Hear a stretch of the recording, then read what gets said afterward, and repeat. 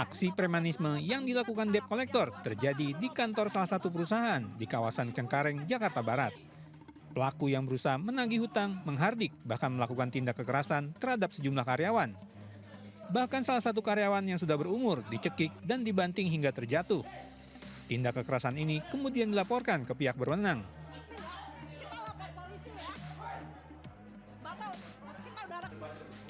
Kurang dari 1 kali 24 jam, unit Resmob Polres Metro Jakarta Barat akhirnya berhasil menangkap seorang debt collector yang melakukan tindak kekerasan tersebut Selasa petang. Polisi mengamankan pelaku yang bersembunyi di rumahnya di kawasan Cengkareng, Jakarta Barat. Dari tempat pelaku, polisi juga menemukan sebilah senjata tajam jenis parang. Kini polisi masih memburu satu rekan tersangka yang melarikan diri usai kejadian. Nah, ini dia nih, Bang Jago.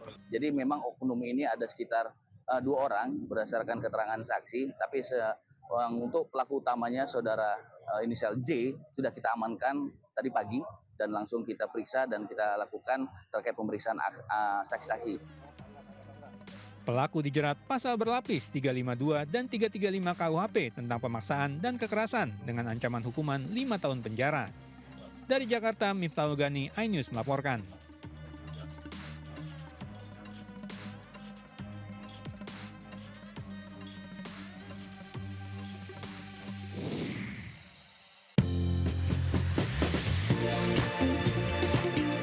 Selamat malam pemirsa, menemani istirahat Anda, tim redaksi kami telah menyiapkan beragam informasi menarik.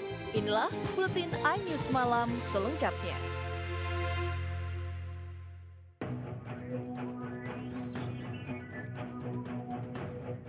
Detik-detik terjangan angin puting beliung terjadi di Blok Wage dan Senin Desa Wangkelang, Kecamatan Cinggangbul.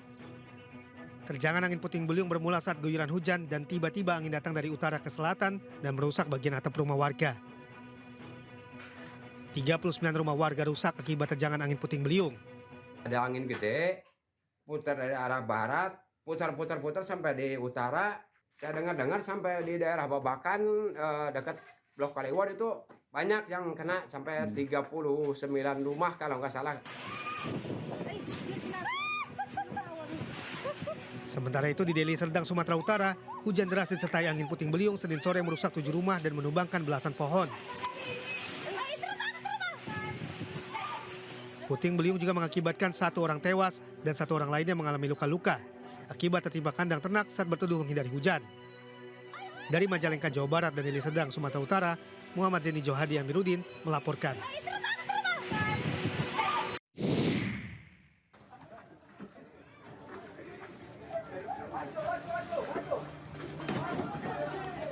Bus pengangkut mahasiswa di Kota Palembang, Sumatera Selatan ludes terbakar.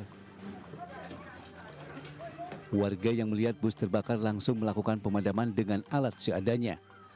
Bus yang biasa membawa mahasiswa ini baru dapat dipadamkan 30 menit kemudian setelah 2 unit mobil damkar Kota Palembang diterjunkan ke lokasi kejadian. Menurut warga, api berasal dari mesin bus yang sempat mengeluarkan suara klakson yang cukup keras. Sudah lama mobil terparkir sini, Kak? 4 jam. Mobil apa nih, Kak? Oh, bis mahasiswa, Kak? Bus terbakar diduga akibat konsleting pada mesin pada kendaraan. Dari Palembang, Sumatera Selatan, Muhammad David, iNews melaporkan.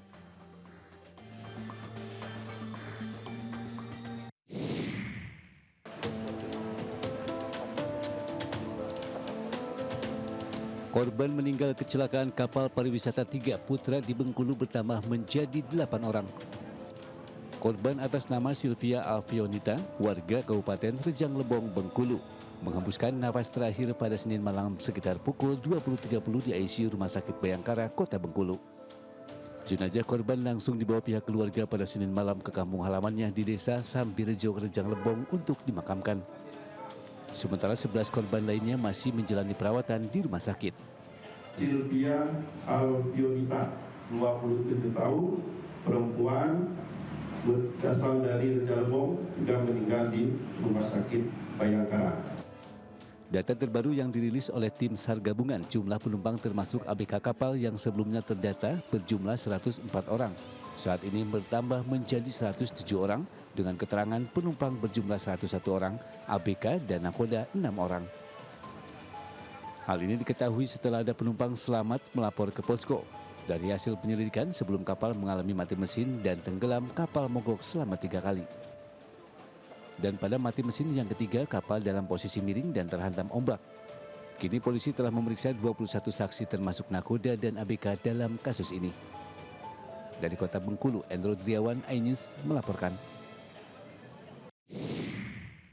Ya pemirsa, saat ini kami sedang berada di ruang jenazah RSUD Pamengpeuk, Garut, Jawa Barat, di mana kami akan mengupdate terkait dengan informasi korban dari kecelakaan meledaknya amunisi tak layak pakai yang akan dimusnahkan oleh pihak TNI di Garut, Jawa Barat. Di mana pada Selasa malam ini kami mendapatkan informasi bahwa ke-9 korban yang merupakan orang sipil ini sudah dikembalikan ke keluarganya masing-masing untuk disemayamkan, di mana pada Selasa malam ini terdapat 3 korban sipil yang sudah dibawa menggunakan ambulans langsung dari RSUD Pamengpeuk, Garut, Jawa Barat untuk nantinya disemayamkan di kediamannya masing-masing. Adapun terkait dengan kronologis peristiwa meledaknya amunisi tak layak pakai yang akan dimusnahkan oleh pihak TNI, ini pihak TNI AD ini juga masih terus melakukan investigasi lanjutan untuk mengetahui penyebab pasti dari meledaknya amunisi tak layak pakai ini.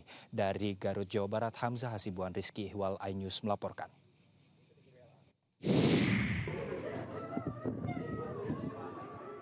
Sementara itu, usai diserahkan ke pihak keluarga, jenazah atas nama Anwar Munawar dan Ius langsung dibawa pihak keluarga untuk disolatkan. Pemakaman 2 jenazah ini berlangsung dramatis dan isak tangis pun mewarnai prosesi pemakaman.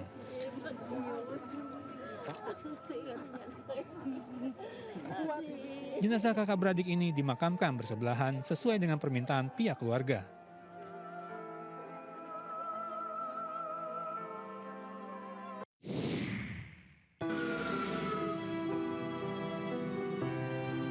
Tiga jenazah anggota TNI korban dari ledakan amunisi di Garut disemayamkan pagi ini di Gudang Pusat Amunisi 3 Pulau Gebang, Jakarta Timur. Ketiga jenazah ini didatangkan langsung dari Garut, Jawa Barat, kemudian tiba di Landut Halim Perdana Kusuma, Jakarta, kemudian dilakukan upacara pelepasan dan persemayaman. Adapun ketiga jenazah anggota TNI ini yakni Mayor CPL Anta Tohanda, Kopda Eri Dwi Primbandono, dan Pratu Aprio Setiawan. 2 dari 3 jenazah anggota TNI ini telah berangkat dari Kupusmu menuju ke rumah duka masing-masing. Di antaranya Mayor CPL Anfa Tohanda ke Cileunyi, Bandung, dan Kopda Eri Dwi Priambodo ke Temanggung, Jawa Tengah. Sedangkan Pratu Aprio Setiawan akan diterbangkan ke Bolaang Monggodo pada Rabu dini hari. Dari Jakarta, Rio Manik, iNews melaporkan.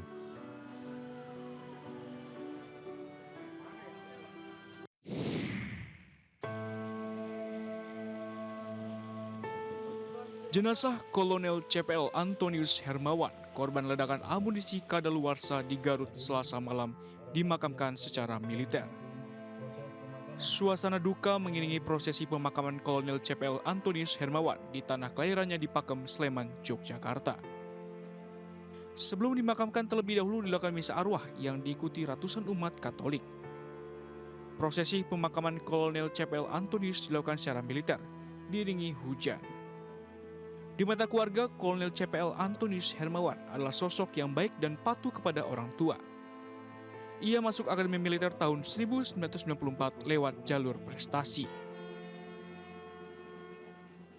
Sebenarnya dia tidak minta izin, tapi saya yang membujuk dia supaya kalau dulu kan sebenarnya dia itu kan harusnya dapat dia siswa media masuk Universitas Indonesia jurusan kedokteran umum tanpa tes, tapi saya kan takut biaya bulanannya. Kolonel CPL Antonius Hermawan merupakan Kepala Gudang Pusat Amunisi 3 di bawah Pusat Peralatan Angkatan Darat yang menjadi salah satu dari 13 korban tewas dalam ledakan amunisi di Garut, Jawa Barat pada Senin siang. Dari Sleman, Yogyakarta, Heru Trijoko melaporkan.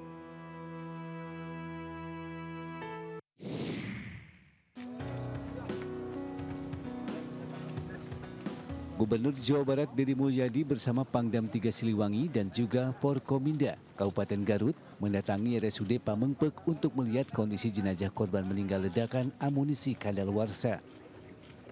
Kedatangan Gubernur KDM ini pun disambut keluarga korban yang sudah menunggu. KDM sempat berbincang dengan salah satu keluarga korban dan menanyakan kronologi kejadian serta aktivitas keseharian warga yang menjadi korban ledakan pemusnahan amunisi kadaluarsa. Demul berjanji akan memberikan santunan kepada keluarga korban meninggal sebesar 50 juta rupiah per kepala keluarga. Dan juga menanggung biaya sekolah anak-anak korban ledakan hingga perguruan tinggi. Hal yang biasa dilakukan dalam sebuah keluarga ketika ada yang meninggal. Kita tadi sudah sampaikan nilainya per orangnya berapa. Nah itu langkah-langkah yang kita berikan saat ini. Berapa Pak tadi Pak? Nilainya Pak? Oh ya, nilainya per orang 50 juta. Pak tadi kan kalau yang sekolah? Sekolahnya kan sudah tanggung jawab saya. Usai mengunjungi RSUD Pamengpeuk dan bertemu dengan keluarga korban, Gubernur Jawa Barat bersama rombongan meninggalkan lokasi. Dari Garut, Jawa Barat, Iis Solihin, iNews melaporkan.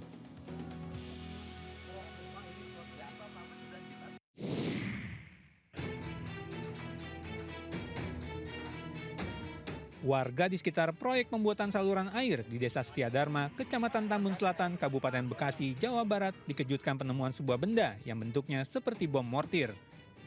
Benda ini ditemukan saat pekerja sedang menggali menggunakan alat berat. Tidak mau ambil resiko, pekerja proyek kemudian melaporkan penemuan ini ke pihak kepolisian. Selanjutnya, tim Gegana Polda Metro Jaya langsung melakukan sterilisasi lokasi dan mengamankan serta membawa benda berbentuk mortir tersebut. Posisinya dia kesenggol beko, langsung dia keluar jatuh. Nah langsung kita lihat, oh jenisnya ini kayak peluru zaman Belanda. Saya bilang itu langsung saya angkat pakai tali, diamankan sama saya. Nah, terus saya angkat, saya gotonglah ke tempat yang aman. Setelah dilakukan analisa dan penyelidikan oleh teknisi bom tim Gegana Polda Metro Jaya, benda yang semula diduga mortir tersebut ternyata bukanlah bom, melainkan material cor berbahan besi untuk tiang penyangga rumah. Sementara itu, sepasang suami istri warga desa Pengalusan Kecamatan Mrebet, Purbalingga, Jawa Tengah menemukan satu kotak kayu berisi sebuah granat dan puluhan amunisi saat membersihkan gudang rumahnya hingga membuat geger warga setempat. Penemuan ini dilaporkan ke Koramil dan Polsek Mrebet yang langsung datang mengamankan lokasi dengan memasang garis polisi. Di lokasi, petugas menemukan satu buah granat aktif, satu butir peluru AK-45, 17 butir amunisi FN 9,99 mm, serta 79 butir peluru untuk senjata jenis pistol mitraliur. Benda-benda ini diduga milik orang tua pemilik rumah yang merupakan purnawirawan TNI Angkatan Darat. Amunisi tersebut masih aktif? Masih aktif. Maka yang bisa disposal atau mungkin diledakkan biar aman, kita ledakan di sini. Yang lain bisa diamankan nanti di Satbrimob Polri. Demikian. Granat dan puluhan amunisi yang masih aktif ini kemudian langsung dimusnahkan dengan cara diledakkan tim Jihandak Brimob Banyumas.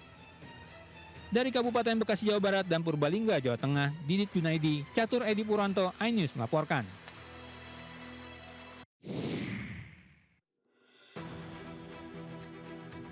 Viral di media sosial, TKW asal Jember ditemukan dalam peti es oleh kepolisian Hanoi.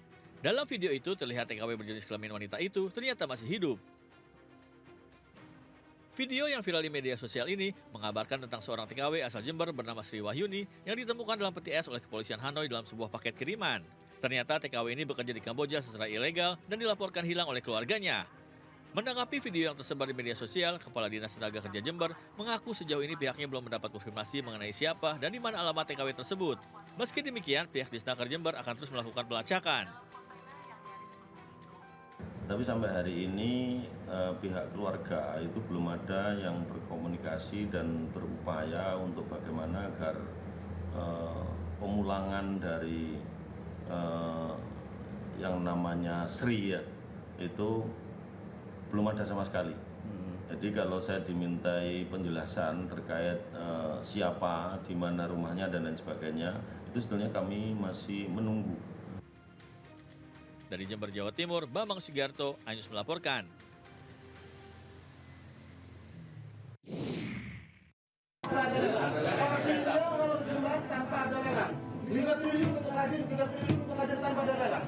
Sebuah video yang memperlihatkan sejumlah pengusaha lokal yang diduga melakukan pengancaman dan intimidasi terhadap pengusaha asing agar dilibatkan dalam pembangunan proyek strategis nasional PT Chandra Asri Alkali viral di media sosial. Tidak tanggung-tanggung mereka meminta jatah pekerjaan sebesar 5 triliun rupiah tanpa ada lelang. Menyusul viralnya video tersebut, Kapolres Cilegon AKBP Kemas Indra Nata Negara menyatakan akan menindak tegas organisasi masyarakat atau ormas maupun LSM hingga oknum-oknum yang berkedok premanisme.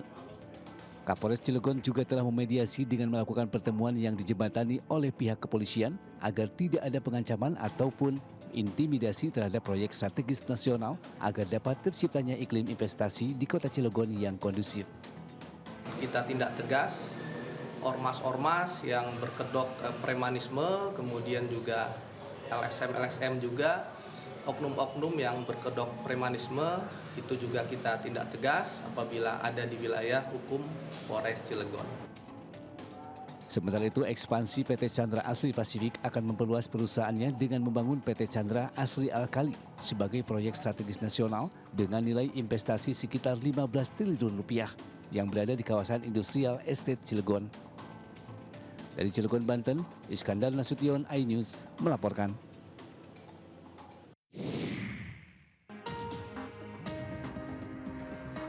Polres Metro Jakarta Selatan memulai penyelidikan kasus dugaan penghasutan yang dilakukan pakar dinamatika Rosuryo dan 2 orang lainnya terkait tudingan ijazah palsu Presiden ke-7 Republik Indonesia Joko Widodo. Polisi memeriksa 3 orang saksi pelapor dari Dewan Pimpinan Nasional Peradi Bersatu. Mereka dimintai keterangan untuk mendalami pengetahuan para pelapor terkait konstruksi kasus yang dilaporkan. 3 saksi pelapor ini juga membawa sejumlah bukti tambahan untuk menguatkan laporan polisi yang dilayangkan, yang berupa dokumen dan rekaman video para terlapor berisi tuduhan ijazah palsu Joko Widodo. Selain pasal 160 KUHP, para terlapor juga dilaporkan dengan pasal 28 ayat 2 Undang-Undang ITE tentang larangan penyebaran informasi elektronik atau dokumen elektronik yang bersifat menghasut, mengajak atau mempengaruhi orang lain untuk menimbulkan rasa kebencian atau permusuhan terhadap individu atau kelompok. Amin bahwa yang dilaporkan oleh Pak Jokowi di Polda Metro Jaya itu adalah delik aduannya. Yang kami laporkan adalah delik murninya. Ya. Pasal yang kami terapkan di sini adalah pasal 160, penghasutan. Itu jelas ya. Oke, kenapa kami duga ada penghasutan? Karena si RS itu seolah-olah meyakinkan masyarakat bahwa itu adalah produk palsu. Pemeriksaan saksi pelapor ini merupakan langkah awal untuk memverifikasi informasi dan mengumpulkan alat bukti.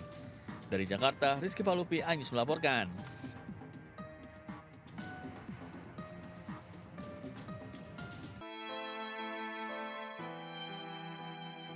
Mantan Wakil Gubernur Jakarta Maijen Purnawirawan Edi Marzuki Nalapraya tutup usia. Almarhum meninggal dunia di usia 93 tahun Selasa pagi di sebuah rumah sakit di kawasan Pondok Indah, Jakarta Selatan. Jenazah Maijen Purnawirawan Edi Marzuki Nalapraya disemayamkan di Padepokan Pencaksilat, Taman Mini Indonesia Indah, Jakarta Timur. Selain Gubernur dan Wakil Gubernur Jakarta Pramono Anung dan Rano Karno, Presiden RI Prabowo Subianto juga turut melayat.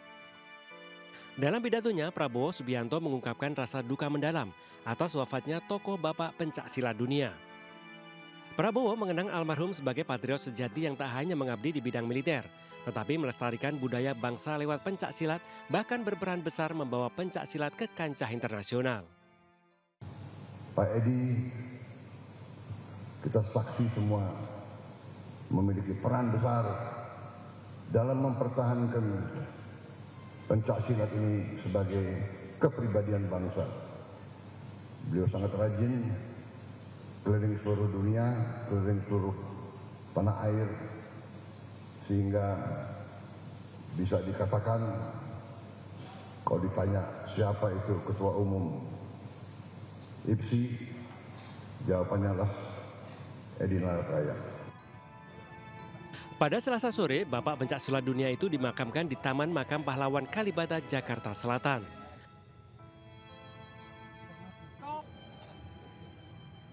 Pemakaman dilakukan secara militer, dipimpin langsung oleh Menteri Luar Negeri Sugiono. Dari Jakarta, Dilami Aulia, Adi Supriyatna, Jaka Samsa, iNews melaporkan.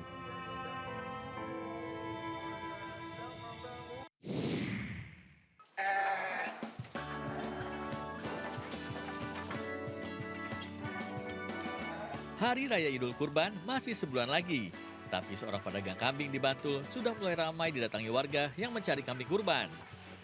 Untuk menarik perhatian pembeli dan membantu mendongkrak penjualan kambing dagangannya, pedagang kambing menggunakan jasa Self Promotion Girl atau SPG yang merupakan mahasiswi dari beberapa perguruan tinggi yang tinggal di rumah kos di sekitar rumahnya. Sebelum mulai bertugas, para mahasiswi cantik ini dibekali dengan pengetahuan seputar kambing kurban, termasuk pemberian pakan bergizi dan hijauan untuk menjaga kesehatan kambing. Dengan kemampuan menawarkan produk, kehadiran para mahasiswi cantik di kandang kambing ini ternyata mampu meningkatkan omset penjualan kambing kurban. Meski tampil cantik dengan mengenakan busana yang rapi ala kantoran, sejumlah mahasiswi yang rata-rata sedang menempuh semester akhir ini terlihat tidak canggung dalam menawarkan kambing kurban kepada calon pembeli. Itu mahasiswi-mahasiswi, itu karena saya yakin bahwa generasi penerusnya biar tahu bahwa sebenarnya bisa mencari uang dengan cara apapun, tapi dengan yang halal itu sebenarnya walaupun kelihatannya cuma sebagai SPG kambing, tapi sebenarnya hasilnya itu sangat bagus. Jadi mulai tahun sekarang ada online-nya, jadi mereka berusaha untuk mengikuti perkembangan zaman, akhirnya adik-adik semuanya ini menggunakan online. Yaitu makanya dari segi itu dia target untuk menjual kambing, alhamdulillah ini langsung penjualannya luar biasa. Seorang mahasiswi yang ikut membantu penjualan kambing kurban ini mengaku sudah 2 kali menerima tawaran membantu penjualan kambing kurban. Meski awalnya terasa gatal saat memberi makan kambing, namun pekerjaan ini cukup menantang dan memberikan penghasilan yang lumayan besar untuk mahasiswi perantauan. Aku mahasiswi semester akhir sekarang. Kenapa tertarik jadi sales hewan kurban ini? Ya awalnya kan aku ditawarin tuh, ternyata pas udah dijalanin hasilnya wow banget gitu. Akhirnya di tahun selanjutnya ini udah tahun ketiga aku. Harga kambing yang ditawarkan oleh SPG mahasiswa ini berkisar antara 2,5 juta hingga 10 juta rupiah per ekor. Pembeli juga bisa menitipkan kambing yang sudah dibelinya untuk dirawat dan dikirimkan ke alamat pembeli sehari menjelang Hari Raya Kurban tanpa dipungut biaya tambahan. Dari Bantul, Yogyakarta, Trisna Purwoko, iNews melaporkan.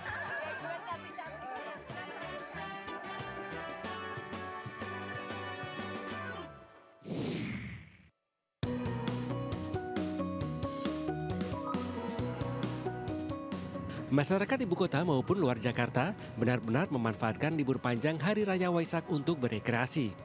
Salah satu destinasi favorit keluarga yakni objek wisata Pantai Ancol di Jakarta Utara. Di lokasi ini para pengunjung yang mayoritas membawa keluarga mengajak anak-anak mereka bermain pasir dan berenang di tepi pantai atau sekedar menikmati suasana pantai. Tak lupa demi keamanan bersama, pihak pengelola wisata memberikan pembatas bagi wisatawan yang hendak berenang di pantai. Pada libur panjang kali ini, objek wisata Ancol mengalami peningkatan jumlah pengunjung hingga 53.000 orang.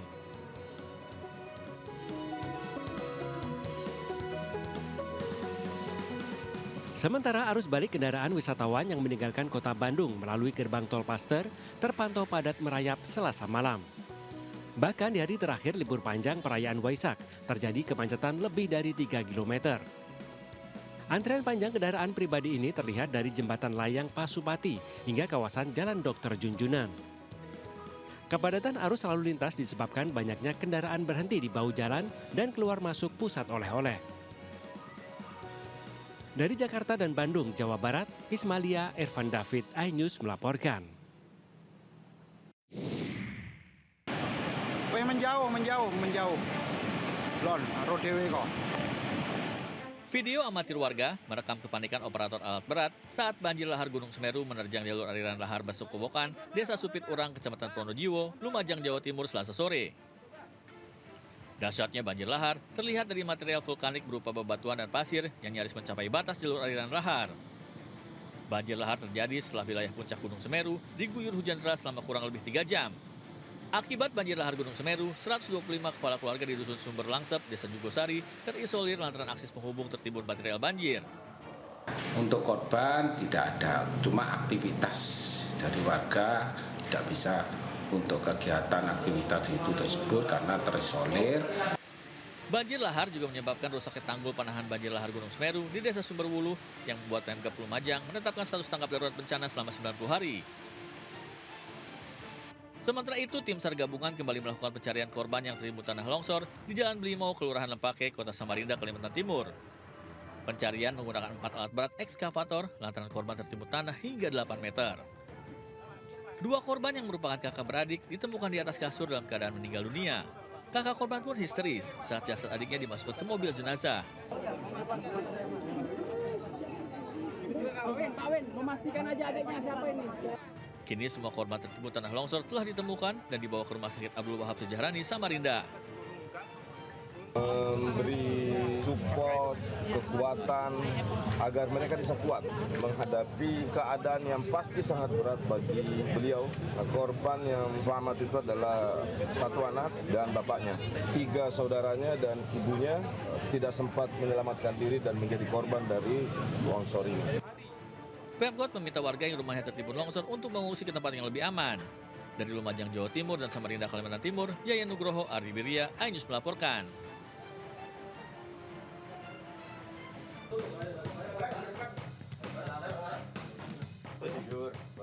Seorang pria bernama David ditangkap di Resmob Polda Sulsel di sebuah hotel kawasan Pantai Losari, Kota Makassar, Sulawesi Selatan.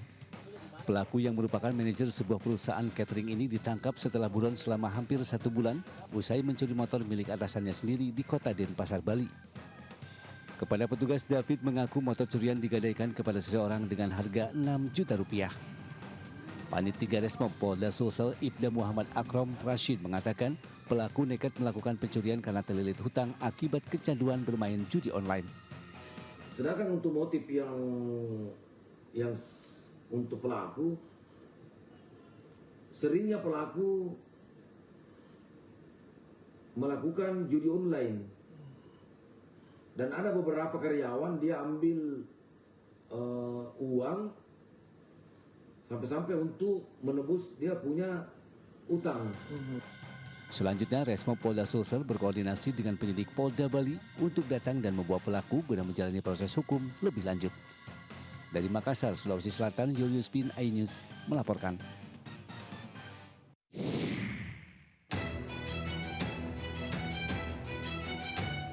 Aparat Polres Cimahi meringkus 3 pelaku pemerasan di sejumlah titik termasuk kawasan Cililin, Kabupaten Bandung Barat. Satu persatu para pelaku diciduk tanpa melakukan perlawanan di kediamannya masing-masing. Polisi menangkap Maman, Aib, dan Sopandi. Ketiganya dibekuk karena telah membuat resah warga dengan aksi premanisme di wilayah Citapen. Bahkan, aksi pelaku saat memeras karyawan toko terekam CCTV. Sambil mengancam dengan golok, pelaku meminta karyawan toko untuk menyerahkan uang tunai Rp200.000 dan rokok. Berdasarkan hasil informasi dari masyarakat di daerah Cililin, atas nama inisial M diduga kerap melakukan pemerasan dengan menggunakan senjata tajam sebagaimana dimaksud dalam pasal 368, sehingga yang bersangkutan berhasil diamankan. Selain memalak, para preman yang ditangkap juga melakukan tindak kekerasan dan tak segan melukai para korban jika melawan. Para pelaku kini terancam hukuman penjara 9 tahun dengan dijerat pasal pemerasan hingga penganiayaan. Dari Bandung, Jawa Barat, Iwono Wahyu, iNews melaporkan.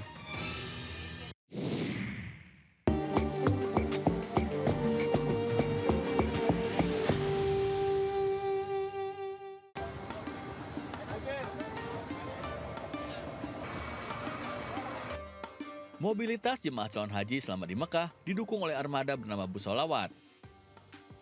Kendaraan gratis yang beroperasi 24 jam ini siap antar jemput jamaah calon haji Indonesia dari dan ke Masjidil Haram untuk menunaikan ibadah sholat 5 waktu setiap hari setelah jemaah melaksanakan umroh wajib. Fasilitas Bus Sholawat hanya dimiliki oleh jemaah calon haji Indonesia dan sudah berjalan sejak tahun 2008. Moda transportasi City Bus yang mayoritas berwarna kuning ini juga digunakan untuk mobilitas jemaah calon haji saat melaksanakan puncak haji di Arafah, Musdalifah, dan Mina. Adapun jumlah keseluruhan bus sholawat sebanyak 11.000 armada selama musim haji.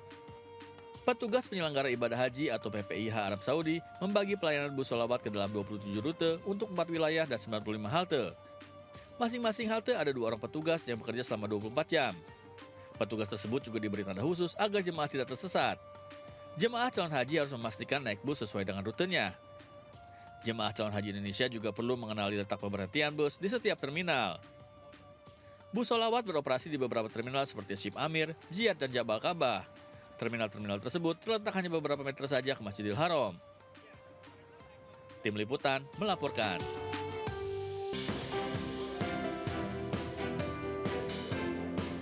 MNC Insurance, anak perusahaan dari PT MNC Capital Indonesia Tbk, dinobatkan sebagai senden terbaik kategori ekuitas kurang dari 300 miliar rupiah dalam ajang May Park Award 2025 yang digelar di Java Ballroom, The Westin, Jakarta. Penghargaan ini diberikan oleh PT Reassuransi May Park Indonesia sebagai bentuk apresiasi terhadap perusahaan asuransi yang memiliki kontribusi signifikan dalam mendukung ketangguhan Indonesia terhadap risiko bencana. Tak hanya itu, MNC Insurance juga sebagai salah satu perusahaan yang dinilai aktif dan konsisten dalam mendukung ketahanan industri. Nah, ini salah satunya sebagai bukti komitmen perusahaan MNC Asuransi Indonesia bahwa kami terus mementingkan perlindungan terutama kegempaan terhadap nasabah-nasabah dari PT MNC Asuransi Indonesia.